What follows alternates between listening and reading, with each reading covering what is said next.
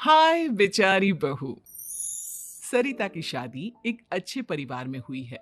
उसका पति रोहन उसे बहुत प्यार करता है। घर में उसकी सास शांति और ननद मीनाक्षी भी है, जो सरिता के किसी काम में दखल अंदाजी नहीं करती। लेकिन फिर भी सरिता को ऐसा लगता है कि दुनिया की सबसे ज्यादा बेचारी बहू वही है और सबसे ज्यादा अत्याचार उसी पर हो रहा है। माँ जी, ये लीजिए आपकी चाय। अरे बहू, तूने इतनी ज्यादा चीनी क्यों डाल दी चाय में? हाय हाय माँ जी, मैंने तो उतनी ही मीठी बनाई है जितनी मीठी आपको पसंद है। माँ जी, आपको तो मेरे हाथ की चाय अच्छी ही नहीं लगती। जब देखो कुछ न कुछ कमी निकाल ही देती हो। अरे बहू, तू एक बात के पीछे ही पड़ जाती है। मैंने ऐसा कब कहा कि तू रोज चाय खराब बनाती है? सरिता अपने कमरे में चली जाती है और फोन उठाकर अपनी माँ से बात करती है। हेलो माँ, कैसी हो आप? क्या कर रही हो? मैं तो ठीक हूँ, पर तू बता, तेरा मूड कैसा है? तेरी आवाज से लग रहा है कि कुछ तो हुआ है तेरे ससुराल में। अरे क्या बताऊं माँ, यहाँ तो हर समय मेरे साथ बहुत बुरा व्यवहार होता है। मैंने अपनी सास के लिए इतनी अच्छी चाय बनाई, लेकिन मेरी सास चाय पीते ही मुझे 4 बातें सुना दी। बेटी, तू इतनी छोटी छोटी बातों पर ध्यान ही क्यों देती हो? तुम्हारी सास ने कुछ बोल भी दिया तो क्या हो गया, वो बड़ी है ना तुझसे। माँ ने इतना समझाया, लेकिन इस बात का सरिता पर कोई असर नहीं हुआ। अपनी बेचारी बहू की छवि वो बदलना ही नहीं चाहती। अगली सुबह सब नाश्ते की टेबल पर बैठकर नाश्ता कर रहे थे, तभी सरिता ने अपने पति से कहा, सुनिए जी, मुझे ना आज बाजार से कुछ सामान लेकर आना है। आज आप ऑफिस से आने के बाद मुझे लेकर चलना ना। भाभी, मुझे भी कुछ किताबें खरीदनी है। आप दोनों जा ही रहे हो तो मेरी किताबें भी ले आना। लो, अभी तो बात ही की है बाजार जाने की तो एक फरमाइश आ गई। माँ जी, आप भी बता दो कुछ, और हाँ, मोहल्ले वालों से भी बोल दो अगर वो कुछ मंगवाना चाहते हो तो। बेचारी मीनाक्षी अपना सा मुंह लेकर रह गई। ये सब देखकर रोहन से चुप नहीं रह गया और वो गुस्से में बोला, सरिता, क्या हो गया है तुम्हें? मीनाक्षी ने तो सिर्फ किताबों के लिए बोला है। तुम्हें मीनाक्षी से इस तरह से बात नहीं करनी चाहिए। माफी मांगो उससे अभी। क्या? मैं माफी मांगू? दिन भर आपके घर के काम करूं मैं, आपके और आपके घर वालों की बातें सुनूं मैं, और अब माफी भी मैं मांगू? ऐसा कभी नहीं हो सकता। ये बोलकर सरिता वहां से चली जाती है। एक दिन उनकी पड़ोसन घर आती है। अरे सरिता, क्या कर रही है? और क्या करूंगी भाभी जी, बस घर का काम ही कर रही हूँ। आप बताओ कैसे आना हुआ? अरे मैं तो तुम्हारा हालचाल पूछने आई थी, लेकिन तुम तो बिजी लग रही हो। कोई बात नहीं, मैं बाद में आ जाऊंगी। और क्या करूं भाभी जी, जब से शादी होकर आई हूं ना, बस काम ही कर रही हूँ। और इस घर में ना कोई मेरी कदर नहीं करता। पति है जो बस घर से ऑफिस, ऑफिस से घर। ननद को तो कॉलेज से फुर्सत नहीं। बची सास तो उनका सारा समय मेरी गलतियां निकालने में लग जाता है। अरे ये क्या कह रही हो सरिता? तुम्हारी सास तो पूरे मोहल्ले में तुम्हारी तारीफ करती फिरती है कि तुम बहुत अच्छी हो, पूरा घर तुम्ही ने संभाल रखा है। हाँ तो क्या हुआ, इसमें गलत क्या कहती है? सच्ची तो कहती है। मेरी मर्जी के बिना इस घर का पत्ता भी नहीं हिलता। शाम को जब रोहन घर आया तो उसने सबसे कहा, कल हम सबको मौसी जी के घर जाना है। उनकी बेटी की शादी है। सब अपनी अपनी पैकिंग कर लो, सुबह होते ही निकल जाएंगे।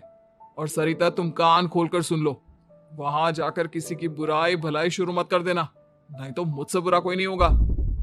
हाय हाय जी, आप तो ऐसे कह रहे हो जैसे मैं सुबह शाम सबकी बुराई करती फिरती हूँ। आज तक कोई कह नहीं सकता कि मैंने किसी की पीठ पीछे किसी के बारे में कोई बुरी बात बोली हो तो।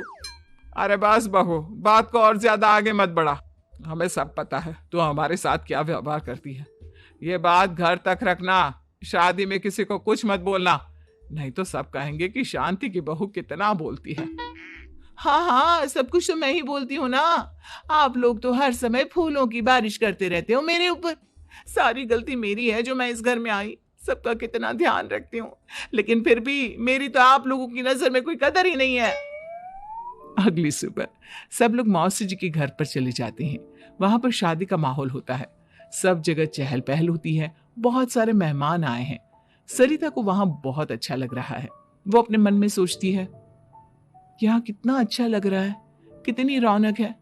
मैं यहाँ किसी से ज्यादा बात नहीं करूंगी। अगर मेरे मुंह से कुछ ऐसा वैसा निकल गया तो रोहन जी तो मुझसे गुस्सा हो जाएंगी। सरिता ये सब सोच ही रही थी कि वहां रोहन की कजिन साक्षी आ गई और सरिता से बोली, आप सरिता भाभी हो ना? जितना आपके बारे में सुना था, आप तो उससे भी ज्यादा सुंदर हो। हाँ वो तो है, मेरी सुंदरता की तारीफ सब करते हैं। मेरे मायके में तो सब यही बोलते हैं कि रोहन जी की किस्मत बहुत अच्छी है जिन्हें मैं मिली। लेकिन आप कौन है? मैंने आपको पहचाना नहीं। मैं रोहन भैया की कजिन हूँ।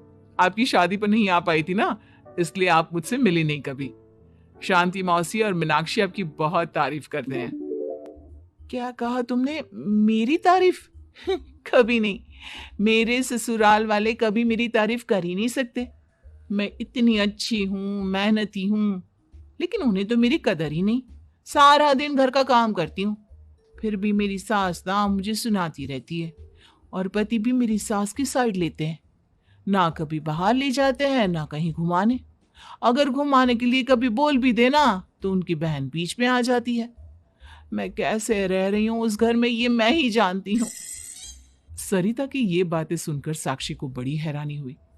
अब वो हर किसी के सामने अपनी बढ़ाई और ससुराल वालों की बुराई करने लगी। रोहन और शांति को सरिता पर बहुत गुस्सा आया, लेकिन वो चुप रहे। अगले दिन जब वो अपने घर पर आए, सरिता, तुमने क्यों सबके सामने मेरी इज्जत का तमाशा बनाया? तुमसे बोला था ना कि चुप रहना। अजी ऐसा भी क्या कह दिया मैंने जो इतना भड़क रहे हो? तुम जहां जाती हो अपना रोना शुरू कर देती हो, कभी किसी दूसरे की बात ही नहीं सुनती, बस अपनी कहती रहती हो। तुमने सबके सामने हमारा तमाशा बनाकर रख दिया है। हे भगवान, मुझे अपने पास बुला ले। जिस घर में मेरी कदर ही नहीं, उस घर में मेरा क्या काम? अरे क्या करूंगी मैं यहाँ रहकर?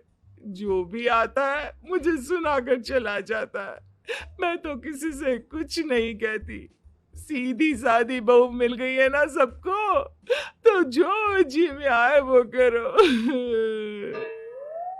सरिता ने अपने आगे किसी को कुछ बोलने ही नहीं दिया, और उस दिन भी उसने सबके सामने खुद को बेचारी बना ही दिया। अगले दिन मीनाक्षी कॉलेज के लिए लेट हो रही थी, इसलिए वो हर काम जल्दी जल्दी कर रही थी। अपना नाश्ता लेने किचन में गई और पतीले में रखे गर्म दूध को गिलास में डालने लगी। दूध का पतीला उसके हाथ से छूट गया और गरम गरम दूध उसके हाथ पर गिर गया। ओए माँ, हाय मेरा हाथ, माँ मेरा हाथ जल गया। मीनाक्षी की आवाज सुनकर सरिता दौड़ती हुई आई। ये क्या किया तुमने? तुम्हें नाश्ता चाहिए था तो मुझसे बोल देती, मैं क्या मना करती थी? अब पता नहीं कितने दिन की मुसीबत पाल ली तुमने। सरिता मीनाक्षी को उसके कमरे में ले गई और उसका बहुत ख्याल रखा। उसका इस तरह से ख्याल रखना शांति और रोहन को थोड़ा अजीब लगा। माँ, सरिता के दिमाग का भी कुछ पता नहीं। कल शादी में सबको इतना कुछ बोल कर आई है हमारे बारे में, और अब मीनाक्षी की कितनी अच्छी देखभाल कर रही है। ये ऐसा क्यों करती है? बेटा, तेरी बीवी की ना आदत हो गई है सबके सामने खुद को बेचारी दिखाने की, और आदत इतनी जल्दी नहीं बदलती।